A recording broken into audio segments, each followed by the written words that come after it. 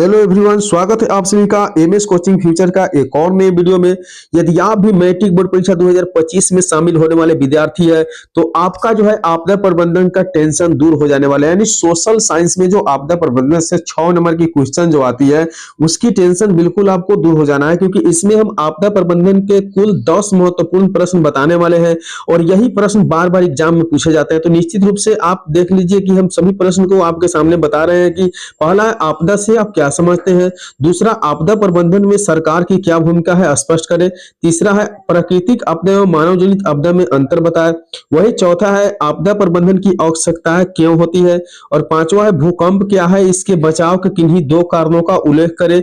और छठा आप देख पा रहे हैं दिया हुआ है कि सुखाड़ का हमारे दैनिक जीवन में पड़ने वाले प्रभाव का वर्णन करें। और 7 नंबर क्वेश्चन है कि सुनामी से आप क्या समझते हैं, सुनामी से बचाव के कारणों का उल्लेख करें।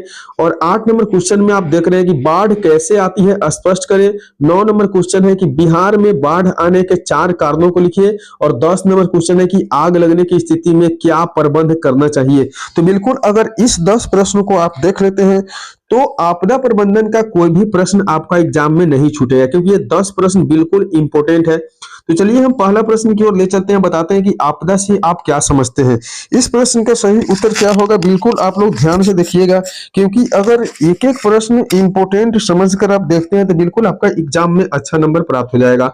तो कुछ दुर्घटनाएं ऐसी होती है जो बिना बुलाए अकस्मात यानी आपातकालीन रूप से आ धमकती है और अल्प समय का मतलब बहुत कम ही समय में जन धन की अपार क्षति कर देती है। इस तरह के संकट हमें क्या दिलाती है, मतलब किस स्थिति को ला देती है, जो संकट की स्थिति को उत्पन्न करने वाली ऐसी कोई भयावह घटना होता है जिसे हम आपदा प्रबंधन के नाम से जानते हैं। यानी कुछ दुर्घटनाएं ऐसी होती है जो बिना बुलाए अकस्मात आ धमकती है और अल्प समय में ही जन धन की अपार क्षति पहुंचा देती है।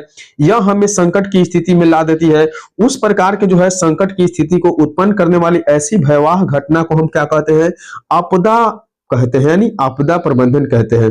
ठीक है, अगली प्रश्न देखिए। अगली प्रश्न 2 नंबर प्रश्न दिया हुआ है कि आपदा प्रबंधन में सरकार की क्या भूमिका है। आपदा प्रबंधन में सरकार को क्या क्या करना चाहिए, बिल्कुल आपको सुन लेना है और याद कर लेना है, क्योंकि देखिए इस वीडियो को देखने के बाद आपके जो है आपदा प्रबंधन की पूरे किताब पढ़ने की कोई आवश्यकता नहीं है, क्योंकि इससे बाहर कुछ प्रश्न नहीं आएगा, बस जो हम बता रहे हैं वही प्रश्न आएगा आपके एग्जाम में।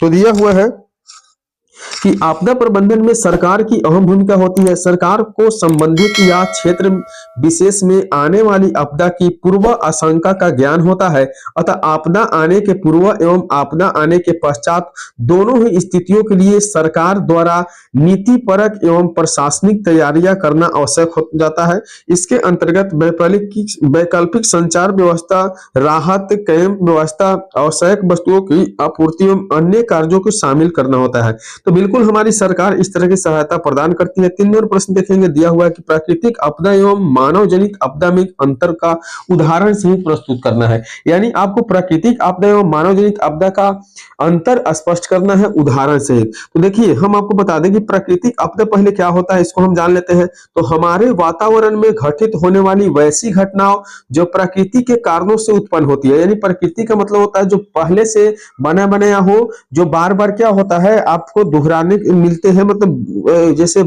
मान लीजिए कि हम कह सकते हैं कि बाढ़ हो सकता है, सूखा हो सकता है, सुनामी या भूस्खलन या चक्रवात, ये क्या होते हैं, प्राकृतिक आपदाएं में आते हैं। तो इस प्रकार के आपदा को हम क्या कहते हैं, प्राकृतिक आपदा कहते हैं। और एक आपदा जो होती है मानव जनित आपदा होती है, जैसे वैसी घटना जिसकी उत्पत्ति में मानवीय कारकों जिसके घटित होने के फलस्वरूप अधिक संख्या में मानवों को हानि पहुंचती है, इस प्रकार के आपदा को हम मानव जनित आपदा कहते हैं। तो इस आपदा में कौन कौन से आते हैं, जैसे रेल या रेल मार्ग से दुर्घटना हो जाए, या युद्ध हो जाए, या आतंकवाद हो जाए, या महामारी पड़ जाए, या सांप्रदायिक दंगे जो होती है, ये सब मानव जनित जो होते हैं आपदा कहलाते हैं। तो अगली प्रश्न देखिए। अगली प्रश्न दिया हुआ है कि आपदा प्रबंधन की आवश्यकता क्यों है। आपदा प्रबंधन की आवश्यकता होती है। तो बता दें कि आपदा प्रबंधन की आवश्यकता आपदा के पूर्व एवं पश्चात होने वाली क्षति को कम करने या बचने से, प्राकृतिक आपदा या मानव निर्मित आपदा इत्यादि के घटित होने से अधिक मात्रा में जैविक एवं अजैविक संसाधनों का नुकसान होते हैं। इसी संदर्भ में लोगों को विशेष प्रशिक्षण देकर उसके प्रभाव को कम करना आपदा का क्या कहलाता है? आपदा प्रबंधन कहलाता है। अगली प्रश्न देखिए दिया हुआ है 5वें प्रश्न की भूकंप क्या है, इसके बचाव के किन्हीं 2 उपायों का उल्लेख करें। बिल्कुल आप इस यूट्यूब चैनल पे नए हैं तो सब्सक्राइब करके वीडियो को लाइक करके दोस्तों के साथ जरूर शेयर कर दीजिए और वीडियो किस तरह का लग रहा है आप एक कमेंट करके जरूर बताइए। तो दिया हुआ है कि भूकंप क्या है, इसके बचाव के किन्हीं 2 उपाय एवं उल्लेख करें।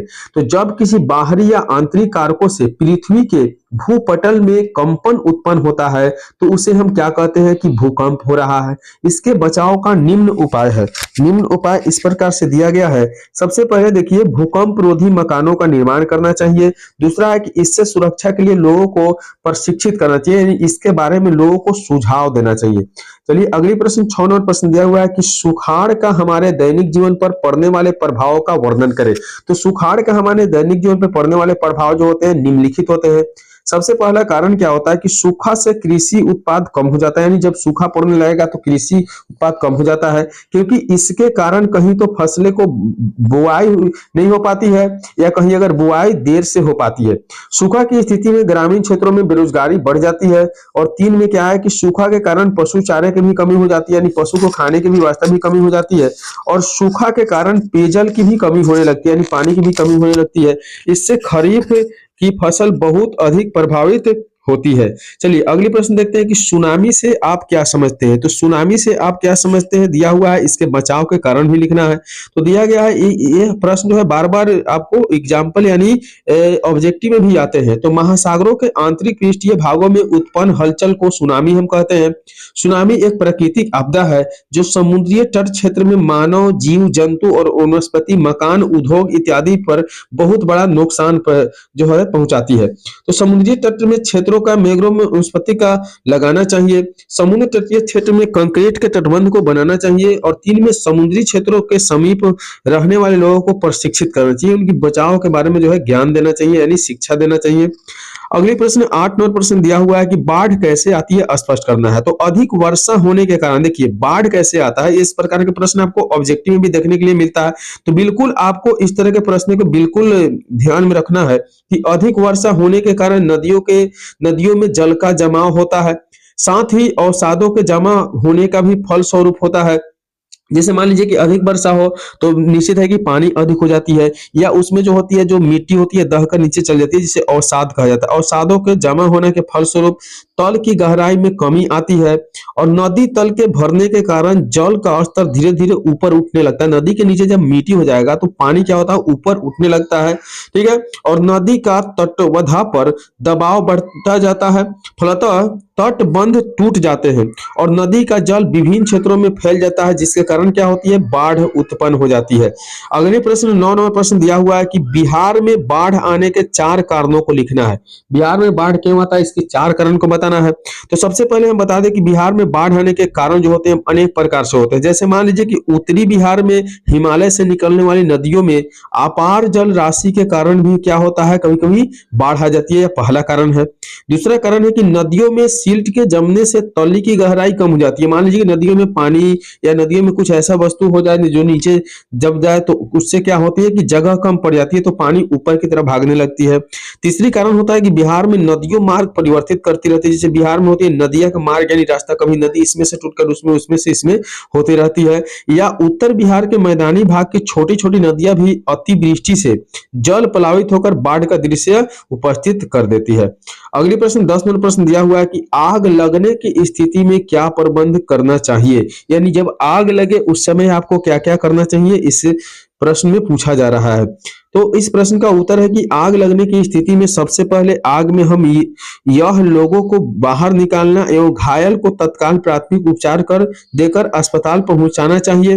प्राथमिक उपचार में ठंडा पानी डालना, बर्फ से सहलाना, बानील आदि का उपयोग करना, आग के फैलाव को रोकने के लिए बालू, मिट्टी एवं तालाब के जल का उपयोग करना। यदि बिजली से आग लग रही हो तो सबसे पहले बिजली का तार को काट देना चाहिए। तो इस प्रकार से हम क्या कर सकते हैं कि बचाव कर सकते हैं। तो आपदा प्रबंधन के इस सभी प्रश्नों से आपको निश्चित रूप से हम बता दें कि इस प्रश्न को देखने के बाद दूसरी प्रश्न देखने को कोई जरूरत नहीं रहेगा।